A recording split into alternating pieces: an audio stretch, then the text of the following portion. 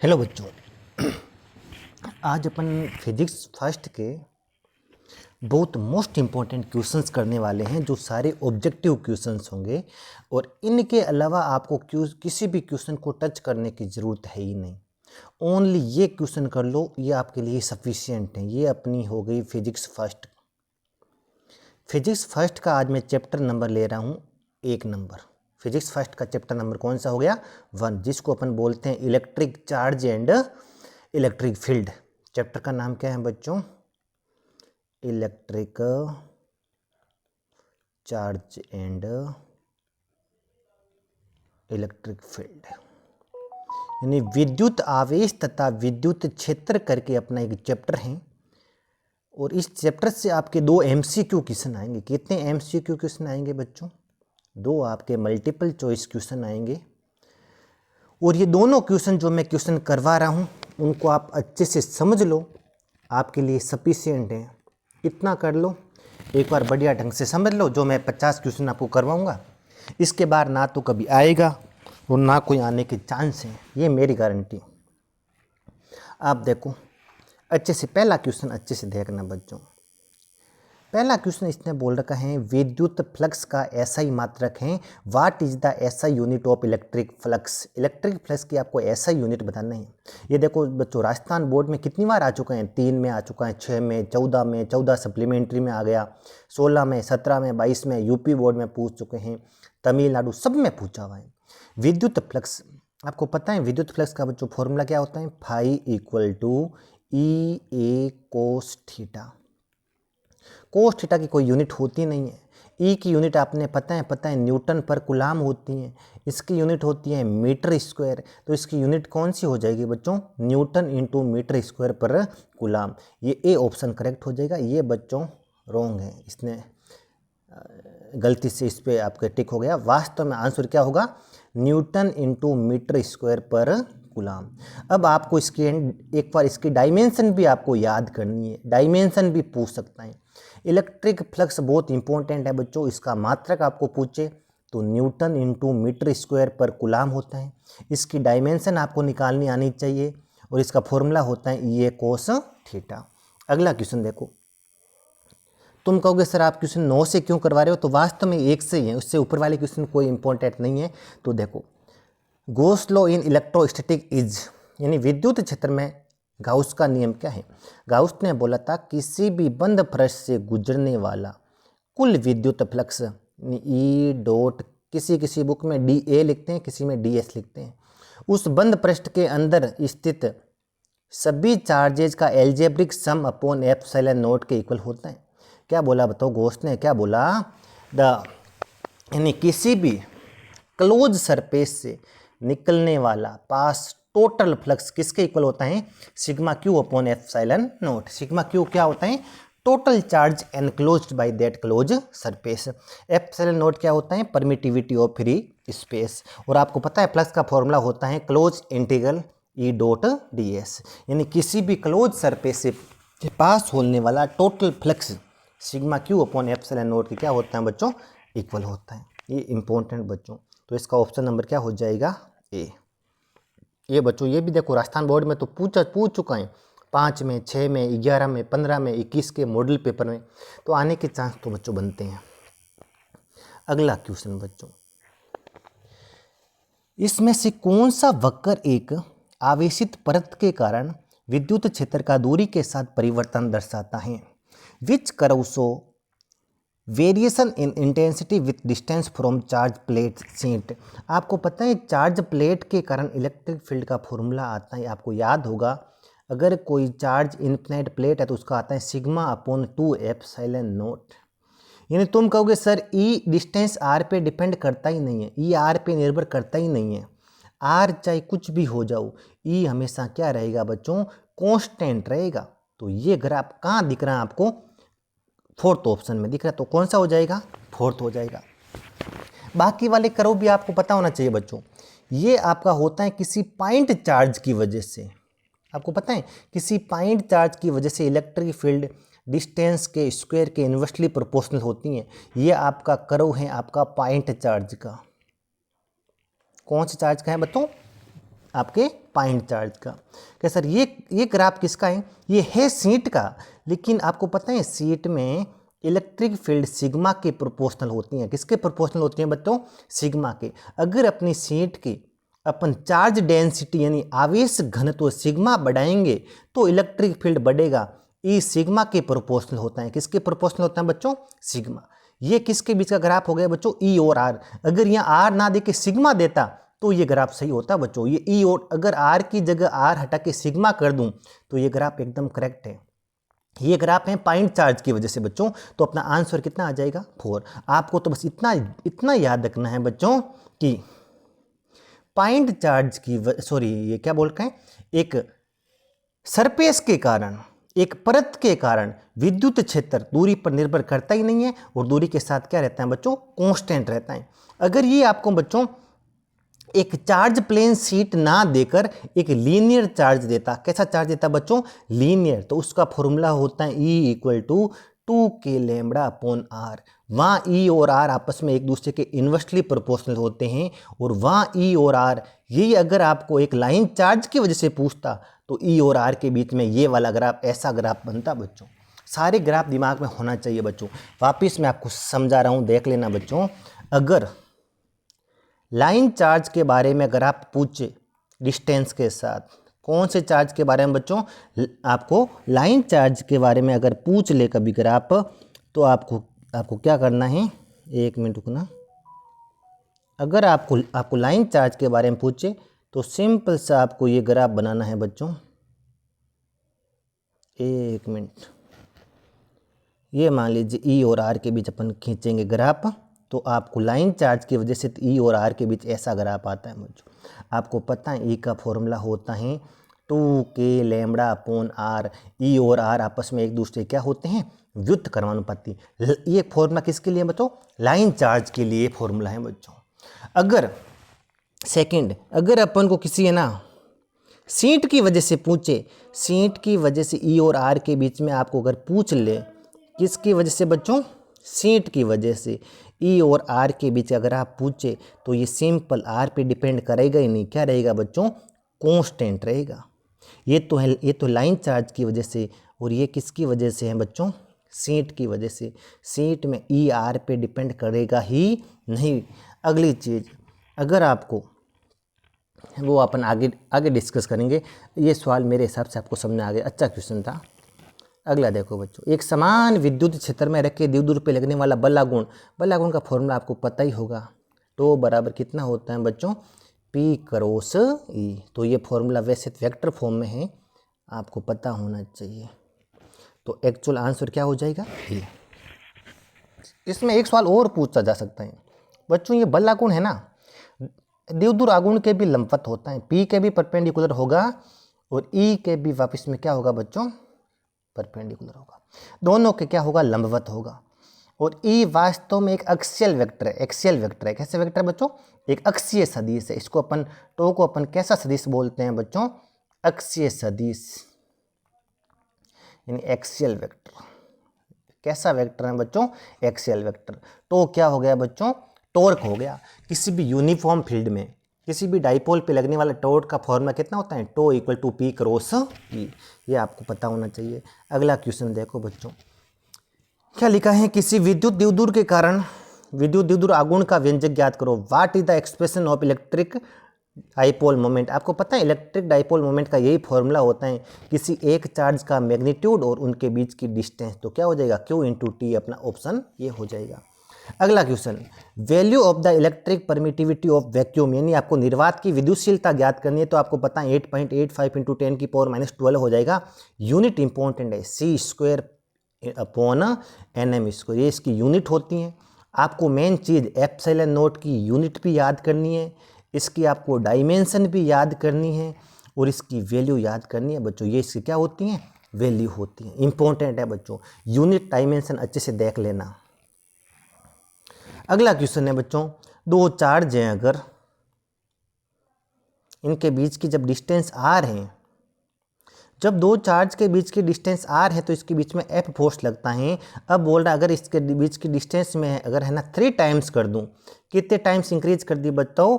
3 times तो force कितने time decrease हो जाएगा। तो आपको पता है बच्चों, कूलाम ने बोला था, कूलाम्स लॉ के अकॉर्डिंग अपन को पता है फोर्स क्या होता है बच्चों, बीच की डिस्टेंस के स्क्वायर के इन्वर्सली प्रोपोर्शनल होता है। आर को अगर मैं 3 टाइम इंक्रीज करूंगा तो फोर्स बच्चों कितना हो जाएगा, 9 टाइम डिक्रीज हो जाएगा। और कितनी वैल्यू हो जाएगी बच्चों, F/9। अगर वापिस सुनना, एक क्वेश्चन मैं आपको और समझाता हूँ, इस बार हमेशा सवाल रिपीट नहीं होगा, इस बार वो क्वेश्चन ऐसा पूछेगा, देखना कैसा पूछ सकता है उसके बारे में अपन जिक्र करते हैं। वो पूछेगा, सुनना बच्चों, आपको पूछेगा दो मान लीजिए चार्ज है, इनके बीच की डिस्टेंस आर है, इनके बीच लगने वाला फोर्स एफ में। अगर इनके बीच की डिस्टेंस को 1/3 कर दूं, यानी मैंने डिस्टेंस को कम कर दिया, 1 डिस्टेंस है ना आर से कितनी कर दी, अब बताओ न्यू फोर्स कितना होगा। तो बच्चों आप अगर डिस्टेंस डिक्रीज करते हो तो फोर्स इंक्रीज होगा, और कितने टाइम्स इसका स्क्वायर कर दो तो नया फोर्स पुराने का कितना गुना हो जाएगा, 9 गुना हो जाएगा बच्चों। अगर डिस्टेंस 3 गुना करोगे तब तो फोर्स 9 टाइम्स डिक्रीज होगा। अगर आपने डिस्टेंस 3 टाइम्स डिक्रीज करोगे तो फोर्स कितने टाइम्स इंक्रीज हो जाएगा बच्चों, 9 टाइम्स क्या हो जाएगा, इंक्रीज हो जाएगा। सिंपल सा क्वेश्चन है। अगला क्वेश्चन बच्चों, H+ और Cl- के मध्य आपको डिस्टेंस आपको दे रखी है। Distance between H+ and Cl- is 1 angstrom. What is the value of electric dipole moment. वही फॉर्मूला, किसी एक चार्ज का मैग्नीट्यूड और दोनों के बीच की डिस्टेंस। आपको पता है H+ का मतलब क्या होता है, एक इलेक्ट्रॉन बाहर निकला तो इस पर कितना चार्ज आएगा, एक इलेक्ट्रॉन बाहर निकलता तो E के बराबर चार्ज आता है। दूरी एंगस्ट्रम होगी, एंगस्ट्रम मतलब होता है 10⁻⁻10 होता है।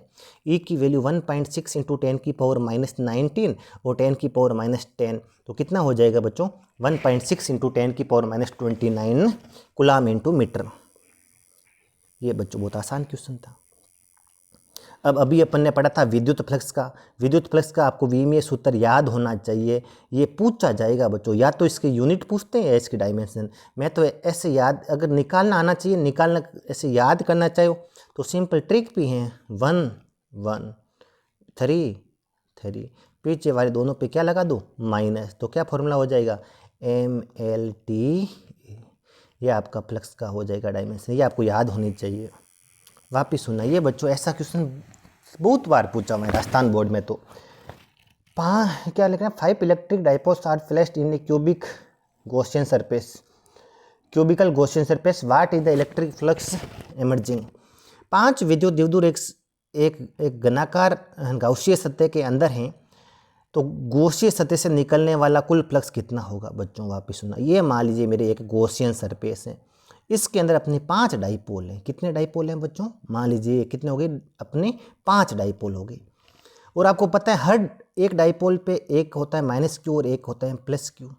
इस पर भी एक -Q होगा, एक +Q होगा। एक डाइपोल का टोटल चार्ज हमेशा कितना होता है बच्चों, 0 होता है। मैं बोलूँगा गॉसियन सरफेस के अंदर का टोटल चार्ज कितना हो जाएगा, तुमको जितना पॉजिटिव है उतना नेगेटिव। इसका मतलब सिग्मा क्यू की वैल्यू कितनी हो जाएगी, 0।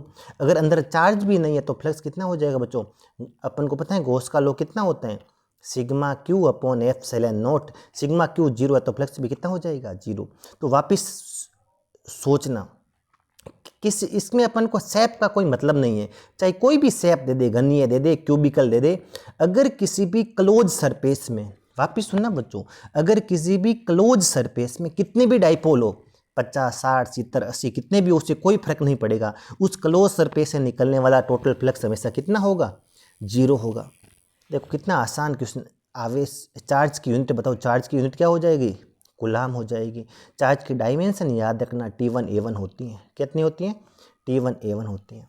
अगला ये देखो, निर्वात की विद्युतशीलता का SI मात्रक बताओ। What the SI unit of permittivity of vacuum. तो आपको पता है, अभी बताया था C² आपको मैंने लिखा था ε0 की यूनिट हमेशा याद रखना, C² NM²। इसकी डायमेंशन भी याद कर लेना, इंपॉर्टेंट है बच्चों डायमेंशन और यूनिट। तो क्या आंसर हो जाएगा, C² N-m-2 हो जाएगा। अब uniformly charge thin spherical shell has an electric field at all point inside.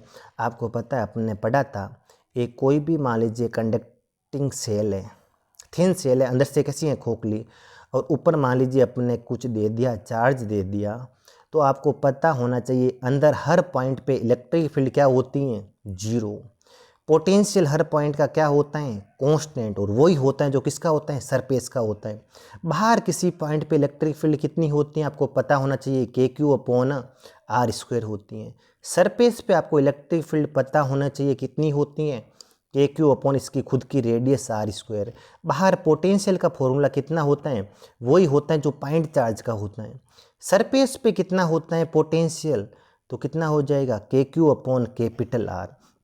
और अंदर भी हर पॉइंट का पोटेंशियल अगर पूछे तो वही होगा जो किसका होता है, सरफेस का होता है, KQ/R। ये सारी चीज़ें इंपॉर्टेंट है बच्चों। बाहर इलेक्ट्रिक फील्ड का फॉर्मूला ये, बाहर पोटेंशियल का फॉर्मूला ये, सरफेस पे इलेक्ट्रिक फील्ड का फॉर्मूला ये, सरफेस पे पोटेंशियल इतनी होती हैं, अंदर इलेक्ट्रिक फील्ड जीरो होती हैं, अंदर पोटेंशियल कांस्टेंट होता है और कितना होता है, KQ/R। इसका पोटेंशियल और इलेक्ट्रिक फील्ड का आपको ग्राफ भी पूछा जा सकता है। तो ऐसे क्वेश्चन अगर इलेक्ट्रिक फील्ड का ग्राफ पूछे तो बिल्कुल आसानी से आप बता सकते हो। ये अपन का E और R के बीच का अगर आपको ग्राफ पूछ भी ले एग्जाम में कि किसी गोलीय कोष थिन स्फेरिकल सेल के कारण इलेक्ट्रिक फील्ड वगैरह बनाओ, इलेक्ट्रिक फील्ड अंदर तो बच्चों, अंदर तो इलेक्ट्रिक फील्ड कितनी होती है, जीरो होती है। अंदर इलेक्ट्रिक फील्ड कितनी होती है, जीरो।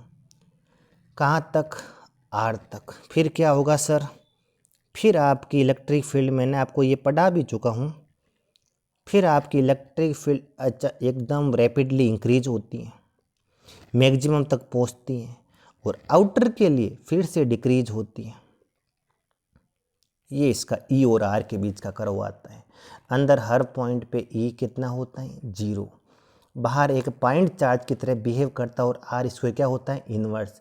मैक्सिमम इलेक्ट्रिक फील्ड कहाँ होती है, सरफेस पे, और कितनी होती हैं, तुम बोलोगे सर KQ/R²। अब तुम पूछोगे सर इसका ना पोटेंशियल का ग्राफ बना दो। मैंने कहा पोटेंशियल का ग्राफ भी अपन आराम से बना सकते हैं बच्चों। कैसे बनाएंगे, अगर यही अपनी एक थिन क्या है बताऊँ, स्पेयर है, स्पेयर के लिए अपन को करना एक पतला है ना गोलीय कोष है, चालक गोलीय कोष है बच्चों। कैसा गोलीय कोष है, चालक। अगर इसका पोटेंशियल का कर्व बनाना है तो आपको बस इतना याद रखना कि अंदर हर जगह पोटेंशियल क्या रहेगा बच्चों, कांस्टेंट रहेगा। अंदर हर जगह पोटेंशियल क्या रहेगा बच्चों, कांस्टेंट रहेगा। यह आपको थोड़ा बहुत आइडिया होना चाहिए। कहाँ, अंदर तो हर जगह क्या रहेगा बच्चों, कांस्टेंट। और जैसे ही आप बाहर निकलोगे तो वो पोटेंशियल एक पॉइंट चार्ज की तरह डिक्रीज होगा। V inversely proportional to 1/R, और अंदर और सरफेस पे इक्वल होगा, और कितना होगा, KQ/R। अंदर हर जगह क्या रहेगा बच्चों, कांस्टेंट। ये उसके R तक, और बाहर क्या होगा बच्चों, R के साथ क्या होगा, डिक्रीज होगा। ये आपको दोनों आने चाहिए बच्चों, बहुत आसान है, आसान से आपके सवाल है, ऐसे पूछेगा तो आपको आना चाहिए। अगला बच्चों, 15 सेंटीमीटर त्रिज्या के एक गोलीय गाउसीय सतह से परिबद्ध विद्युत फ्लक्स का मान फाई है। अगर मैं गाउसीय सतह की त्रिज्या 3 गुना कर दूं तो बताओ नए फ्लक्स का मान ज्ञात करो। The electric flux of a Gaussian surface of radius 15 centimetre draw with a point charge at the centre is 5। The radius of the surface is tripled then, अगर the radius of the surface is triple then the electric flux passing through the surface will be. बहुत आसान बच्चों, ये एक किसी centre पे एक रखा हुआ है बच्चों चार्ज, और ये एक मान लीजिए गॉसियन सरफेस है R रेडियस की। कितने रेडियस की बच्चों, R। मैं पूछूंगा इससे कितना फ्लक्स निकलेगा, तुम बोलोगे Q/ε0। अब वो बोल रहा है इसकी अगर रेडियस में 3 टाइम इंक्रीज कर दूं, ये रेडियस ऐसी सरफेस बना लूँ, अभी भी बच्चों इसके अंदर कितना आवेश रहेगा, क्यों ही आवेश रहेगा, और इससे इस तो बड़ी वाली सरफेस से भी कितना फ्लक्स निकलेगा, Q/ε0। तो रेडियस को ट्रिपल करो, 5 गुना करो, 10 गुना करो, आधा करो, कुछ भी करो, फ्लक्स पे कोई फर्क। फ्लक्स का मान केवल और केवल किस पे डिपेंड करता है, अंदर वाली चार्ज पर। जब तक आप अंदर वाला चार्ज आप चेंज नहीं करोगे तब तक आपके फ्लक्स में कोई चेंज आने वाला नहीं है। फ्लक्स में चेंज केवल तभी आएगा जब अंदर का आप है ना किसको, अंदर के है ना चार्ज को चेंज करोगे।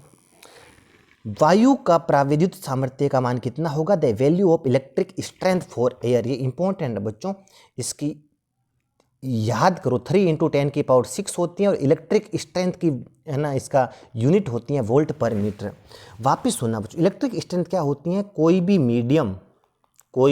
मीडियम किस लिमिट तक बिना ब्रेकडाउन हुए, कोई भी मीडियम किस लिमिट तक बिना ब्रेकडाउन हुए इलेक्ट्रिक फील्ड को सहन कर सके।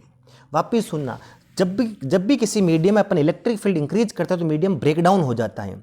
उस ब्रेक कहाँ तक, किस लिमिट तक वो मीडियम ब्रेकडाउन नहीं होगा, ब्रेकडाउन से बच के रहेगा, उस लिमिट को ही अपन क्या बोलते हैं बच्चों, डाइइलेक्ट्रिक स्ट्रेंथ बोलते हैं। वास्तव में डाइइलेक्ट्रिक स्ट्रेंथ क्या होती है, किसी भी मीडियम को बिना ब्रेकडाउन हुए उसको इलेक्ट्रिक फील्ड किस लिमिट तक वो इलेक्ट्रिक फील्ड को है ना, वो इलेक्ट्रिक फील्ड किस लिमिट तक इलेक्ट्रिक फील्ड को सहन कर सकता है, उसी लिमिट को अपन क्या बोल सकते हैं बच्चों, उसकी डाइइलेक्ट्रिक स्ट्रेंथ। यानी किसी भी माध्यम, कोई भी माध्यम बिना भंजन हुए, बिना टूटे किस लिमिट तक विद्युत क्षेत्र को सहन कर सकता है, उसी लिमिट को अपन बोलते हैं, उस माध्यम के क्या बोलते हैं बच्चों, पराविद्युत सामर्थ्य बोलते हैं। और इसकी हवा के लिए आपको एनसीईआरटी में वैल्यू ये दे रखी है 3 × 10⁶ वोल्ट पर मीटर, और ये आपको याद होनी चाहिए बच्चों, इंपॉर्टेंट वैल्यू है।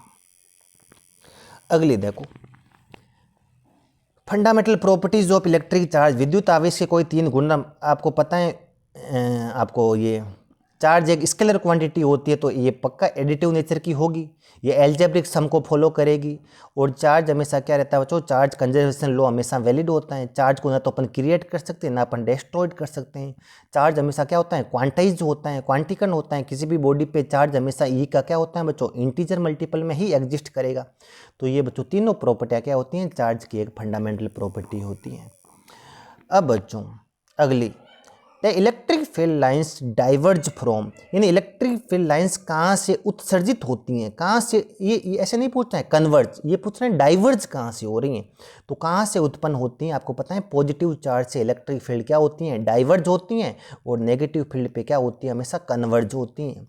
यानी आपको पॉजिटिव चार्ज से तो उत्सर्जित होती है और नेगेटिव चार्ज उनका क्या करता है, अवशोषण करता है। तो आंसर क्या हो जाएगा, पॉजिटिव चार्ज हो जाएगा। टू इलेक्ट्रिक फील्ड लाइंस क्या बच्चों कभी भी एक दूसरे को इंटरसेक्ट नहीं कर सकती, कभी भी क्या बच्चों है ना, दो विद्युत क्षेत्र कहीं कभी एक दूसरे को नहीं काटेगी। अगर बच्चों 2 इलेक्ट्रिक फील्ड लाइंस आपस में एक दूसरे को इंटरसेक्ट करेगी तो आपको पता है इंटरसेक्शन पॉइंट पर कितनी अपन टेंजेंट खींच सकते हैं, 2 टेंजेंट खींच सकते हैं, जो कि इलेक्ट्रिक फील्ड की कितनी डायरेक्शन को दिखाएगा, 2 डायरेक्शन को दिखाएगा, जो कि पॉसिबल नहीं है। तो ये सवाल पूछा जा सकता है कि 2 इलेक्ट्रिक फील्ड लाइंस एक दूसरे को इंटरसेक्ट नहीं करती हैं, क्यों नहीं कर सकती हैं। अगर इंटरसेक्ट करेगी तो इंटरसेक्शन पॉइंट पर कितनी टेंजेंट पॉसिबल होगी, 2 टेंजेंट पॉसिबल होगी। और आपकी 2 टेंजेंट इलेक्ट्रिक फील्ड की 2 डायरेक्शन को शो करेगी, जो कि पॉसिबल नहीं है। बहुत आसानी से अपन कर सकते हैं। अगला सवाल, ये आपको एक है ना, एक गॉसियन सरफेस दे दी और पूछा इससे कितना फ्लक्स निकलेगा। पहले तो अपन को इसके अंदर का टोटल चार्ज निकाल दो, तो 2 + का 1 - का टोटल चार्ज कितना हो जाएगा, 1 माइक्रोकूलम। तो आप सोल्व कर लो, बहुत आसानी से आप इसको सोल्व कर सकते हो। कैसे करोगे, टोटल फ्लक्स का फॉर्मूला होता है σQ/ε0।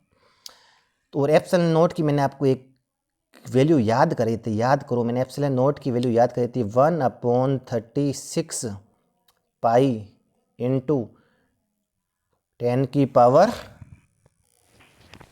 इंटू कितना होता है बच्चों, 10 की पावर 9। ये मैंने आपको वैल्यू याद करी थी। मैंने बोला था ε0 की ये वैल्यू आपको याद करनी है ताकि आप है ना, आप पॉइंट से बच सकते हो। तो इसमें रखोगे ये वैल्यू, तो σQ की वैल्यू कितनी है, माइक्रो 10 की पावर माइनस कितनी हो जाएगी, 6। ये ऊपर जाएगा, कितना हो जाएगा, 36 पाई इंटू 10 की पावर 9। तो कितना आंसर आ जाएगा, तो 36 × 3.14 इंटू 10 की पावर कितना हो जाएगा, 3।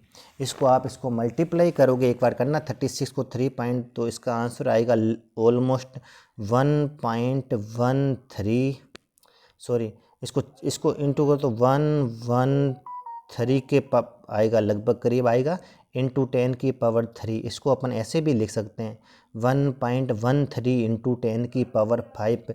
तो सबसे बढ़िया आंसर तो यही दिख रहा है अपन को, ये आंसर अपन लिख सकते हैं। बच्चों अच्छा क्वेश्चन है, एक बार ट्राई करके जाना, ऐसा आ गया तो आपसे होना चाहिए। इसके बाद बच्चों अगला क्वेश्चन भी इम्पोर्टेंट है, क्या बोल रहा है, electric electric dipole charge of +-1 microcoulomb are present inside a Gaussian surface of radius 1 centimetre, what is the electric flux emerging out from the surface.